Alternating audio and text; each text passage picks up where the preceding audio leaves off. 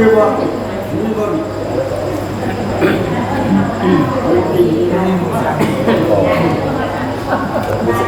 ะถา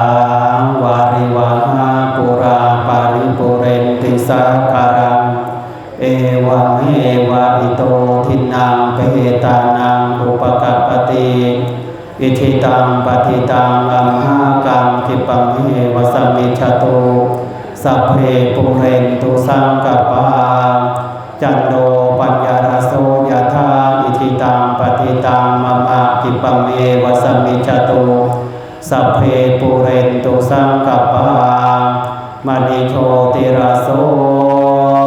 ยะถาสัพพะเอติโยวิวัชภาโรโภวินาศตุมาเม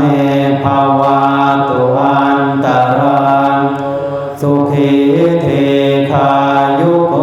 ภเวอภิวาทนาสีลิสนิจโวทาปัจจายโนจัตตารโอธรรมาวัฏติอายุวันโนสุขังภาลันติอาทาสิเมอากาสิเมยาติเมสัทธาจะเมเปตานังทักขินังทัจฉาโปเพกตมนุนนาหิรุนังวาโสโกวายาวันยาปริเทวนานาตังตานามาทายาเอวังติทันติญาตโยอายังจะโพเทนาสังฆังอิสุปฏิทิตาทิคาราตังหิตายาจัตนะโสอุปการปฏิโส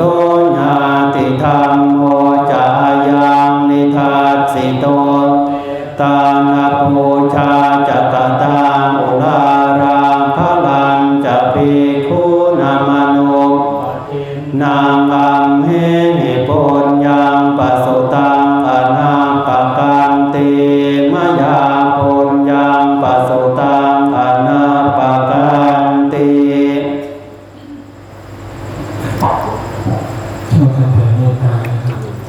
สัพเพสัตตา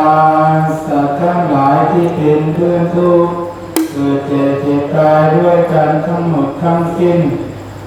เวลาหนตุจงเป็นสุขเถิดอย่าได้มีเวรแก่กันและกันเลยพยาปัชชาหนตุ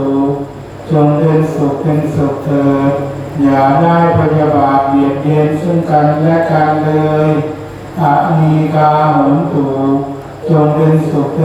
เถิดอย่าได้มีความทุกข์กายทุกข์ใจเลยสุขีอัตตานังปาริหารันตุจงมีความสุขกายสุขใจรักษาตนให้พ้นจากทุกข์ภัย